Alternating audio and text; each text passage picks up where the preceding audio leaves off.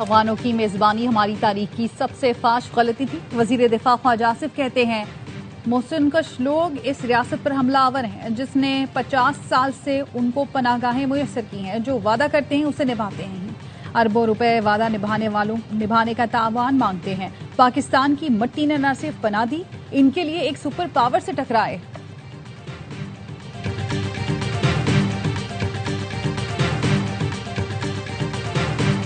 Iran जंग पर Trump इंतजामिया को बड़ा झटका। नेशनल काउंटर टेररिज्म सेंटर के डायरेक्टर जो कैंट ने एहतजाजन इस्तीफा दे दिया। जो कैंट का मौक़िफ़ है ईरान से फौरी कोई खतरा नहीं था।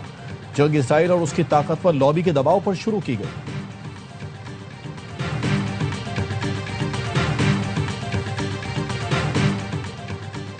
अमरीकी सदर डोनाल्ड ट्रंप ने नाम लिए बगैर एक अहम ईरानी की शहादत का दावा कर दिया। डोनाल्ड ट्रंप ने कहा मुजाहिरीन की हलाकतों का जिम्मेदार शख्स भी कल मर गया।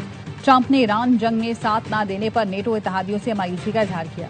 ट्रंप ने एतराफ किया ज्यादातर नेटो इत्तेहादियों ने ईरान जंग में शामिल होने से इनकार कर दिया।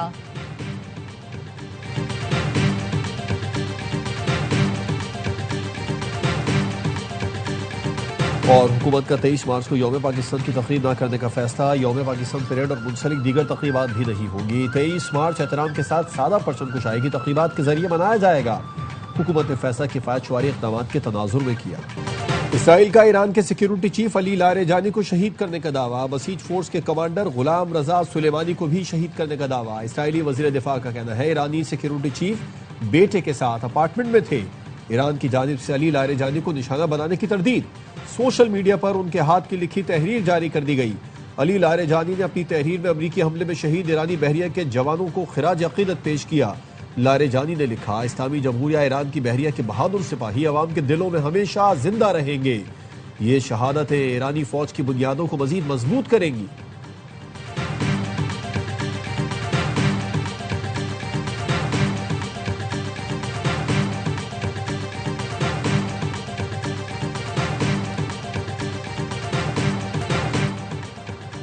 अमरीकी और इसराइली कुव्वतों को शिकस्त देने और कीमत वसूल करने तक नहीं रुकेंगे। ईरानी सुप्रीम लीडर मुश्तबा खामनाई का पैगाम। कहा उनके साथ अमन का ये मुनासिब वक्त नहीं है। तर्जुमान पासदारान इनकलाब का कहना है जंगों का फैसला सोशल मीडिया पर नहीं मैदान में होता है। अमरीकी मिशन का नाम एपिक फ्यूरी नहीं एपिक फेयर होना चाहिए। ईरान वो जगह है जहां आप और आपकी अफवाज आने की हिम्मत नहीं करती। जंग जल्द खत्म हो जाएगी लेकिन अभी कुछ नहीं बता सकता कि कब खत्म होगी। डोनाल्ड ट्रंप की ओवल ऑफिस में मीडिया से गुफ्तगू। कहा ईरान के पास अगर एटम बम होता तो वो हमारे खिलाफ इस्तेमाल करता। आबनाए हुर्मुज़ खुलवाने में मदद न करने वाले मुल्कों पर तनकीद। बरतानवी वजीर आजम कियर स्टारमर की नकल भी उतारी। कहा अमरीका 40 साल से इन मुल्कों की हिफाजत कर रहा है लेकिन ये मदद पर तैयार नहीं। हमने नेटो का साथ दिया। प्यूटिन से पूछे, प्यूटिन नेटो से खौफजदा है, यूरोप से नहीं। चीन का दौरा करना चाहता हूं लेकिन इस वक्त हालत जंग में है। अमेरिका का तीसरा बहरी बेड़ा मशरिक़ वुस्ता की जानिब गामजन। वीडियो में यूएसएस ट्रिपोली को सिंगापुर के साहिल से गुजरते देखा गया। जदीद तरीन स्टॉलेट शिप के डेक पर मुतादिद जंगी तैयारे देखे जा सकते हैं।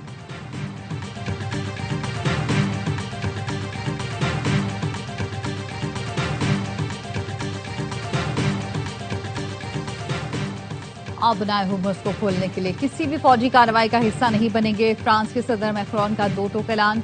सदर मैक्रोन ने कहा इस जंग के फरीक नहीं, इसलिए मौजूदा हालात में फ्रांस आबनाए हुर्मुज़ को खोलने के लिए किसी ऑपरेशन में शिरकत नहीं करेगा। वाजे किया एक ऐसे इत्तेहाद की तैयारी पर काम कर रहे हैं जो जंग के खात्मे के बाद अहम बहरी गुजरगाह में जहाज रानी की आज़ादी को यकीनी बनाएगा।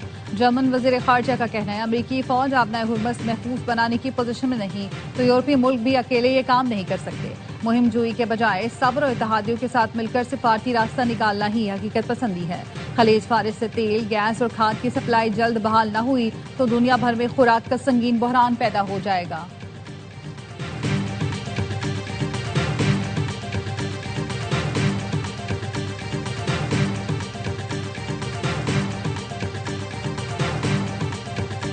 ईरानी मिसाइलों ने वस्ती इसराइल में तबाही मचा दी। हमले के बाद इमारतों से धुआं उठता देखा गया। मगरबी किनारे में इसराइली अहदाफ को भी टारगेट किया। कमांड एंड कंट्रोल मराकज को खैबर शिकन और कदर मिसाइलों से निशाना बनाया गया। कई इमारतें और गाड़ियां तबाह हो गई। दर्जनों अफराद जख्मी। पासदारान इनकलाब का इसराइल और अमरीकी फौजी अड्डों पर नए हमलों का ऐलान। पासदारान इनकलाब ने अपने बयान में कहा पूरे खित्ते में मौसर और मोहलिक हमले किए गए। अली अल सालेम अल खर्ज और 5वीं अमरीकी बेड़े को निशाना बनाया। ईरानी बहरिया ने बहरीन के इलाके शेख ईसा में अमरीकी एयरबेस और मुत्तहदा अरब इमारात के अलजफरा एयरबेस पर भी हमला किया। पासदारान इनकलाब का कहना है हमले में अमरीकी फौजी जहाज के हैंगर और लॉजिस्टिक हॉल्स को शदीद नुकसान पहुंचा।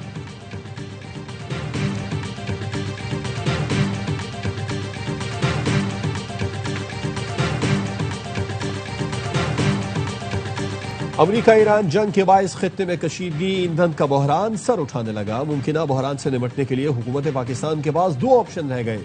पहला ऑप्शन आलमी मंडी के मुताबिक पेट्रोलियम मसनूआत की कीमतों में इजाफा। दूसरा ऑप्शन QR कोड के जरिए फ्यूल राशनिंग सिस्टम मुतारिफ कराना है, जिसके तहत गाड़ियों को हफ्तावार महदूद मिकदार में पेट्रोल फराहम किया जाता है। श्रीलंका समेत खित्ते के मुख्तलिफ मुल्क फ्यूल राशनिंग का सिस्टम पहले ही मुतारिफ करा चुके हैं। हुकूमत किस ऑप्शन पर जाए, आप भी अपनी कीमती आरत से हमें व्हाट्सएप मैसेज के जरिए आगाह करें।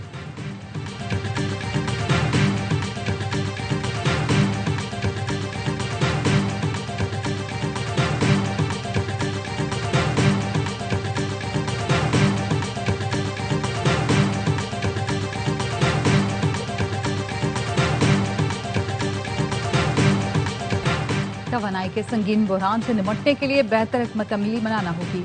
मुल्क भर के अवाम का कहना है पेट्रोल मजीद महंगा करने के बजाय इस्तेमाल कम किया जाए। QR कोड के जरिए पेट्रोल दिया जाए, महंगा भी नहीं होगा और मुल्क भी चलता रहेगा।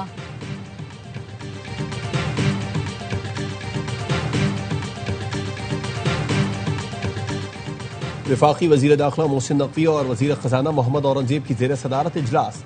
मनी लॉन्ड्रिंग और हुंडी माफिया के खिलाफ भरपूर क्रैकडाउन का फैसला। स्टेट बैंक और FIA का ज्वाइंट वर्किंग ग्रुप तश्कील दिया जाएगा। वफाकी वज़रा का कहना था हवाला हुंडी का कारोबार किसी सूरत बर्दाश्त नहीं किया जाएगा।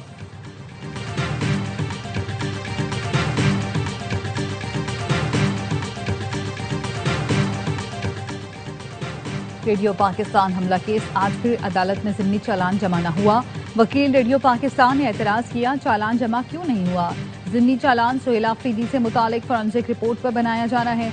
ATC में ज़िम्नी चालान से सुहेल आफरीदी के मुलव्विस होने या न होने का बताया जाएगा।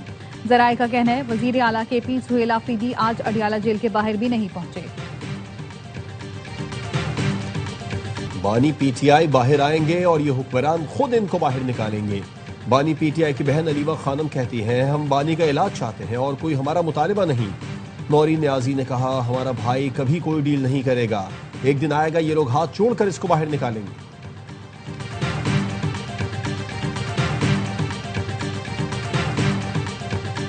कराची दिन रात तरक्की कर रहा है। पीपल्स पार्टी शाहराह भुट्टो बना रही है। हम अवामी हुकूमत हैं, हमें अवाम की फिक्र है। वजीर इत्तलात सिंध शरील मेमन का कहना है कराची के इंफ्रास्ट्रक्चर, सफाई, पानी पर जो काम हो रहे हैं कहीं और नहीं हुए। कराची की हर गली, सड़क, मोहल्ले में पीपल्स बस सर्विस चलेगी। हमने पाकिस्तान बल्कि खित्ते की तारीख की पहली पिंक बस शुरू की।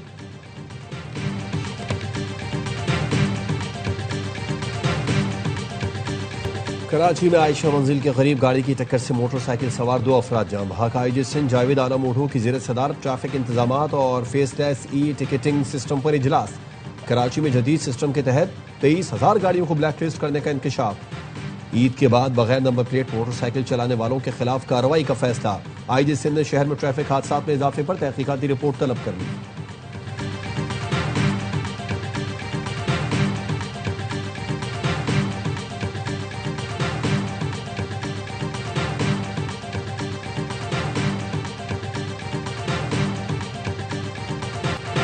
कराची में बुध और जुमेरात को गरज चमक और तेज हवाओं के साथ बारिश की पेशगोई। बारिश बरसाने वाला सिस्टम आज रात मुल्क में दाखिल होगा। 18 और 19 मार्च के दौरान वक्फे वक्फे से तेज हवाओं और गरज चमक के साथ बारिश और मुख्तलिफ इलाकों में जालाबारी भी मुतवक्के। मरी गलियात, इस्लामाबाद और पंजाब में वक्फे वक्फे से बारिश और जालाबारी का इम्कान। खैबर पख्तूनख्वा, गिलगित बल्तिस्तान और कश्मीर में मूसलाधार बारिश की तवक्को। बलोचिस्तान में आज से 23 मार्च तक आंधी और बारिश मुतवक्के।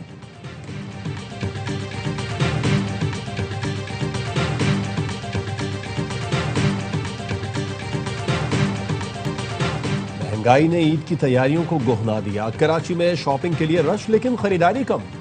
लोगों में कुव्वत खरीद ना रही। इस्लामाबाद में ईद शॉपिंग का रश मामूल से कम। शहरियों की विंडो शॉपिंग। मर्द, खवातीन और बच्चों की शॉपिंग को तरजीह देने लगे। चमन के ताजरों का कहना है कि बाजार में गहमा गहमी होने के बावजूद कारोबार तवक्कुआत के मुताबिक नहीं हो रहा। पेशावर में नौजवानों की नए डिजाइन के वेस्ट कोट की खरीदारी।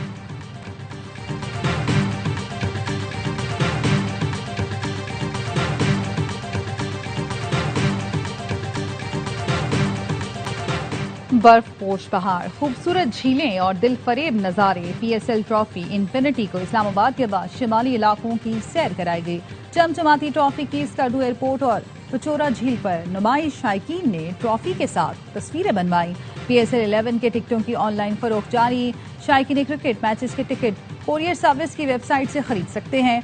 एक शनाख्ती कार्ड पर 8 टिकट खरीदे जा सकते हैं। टिकट की कम से कम कीमत 250 रुपए है।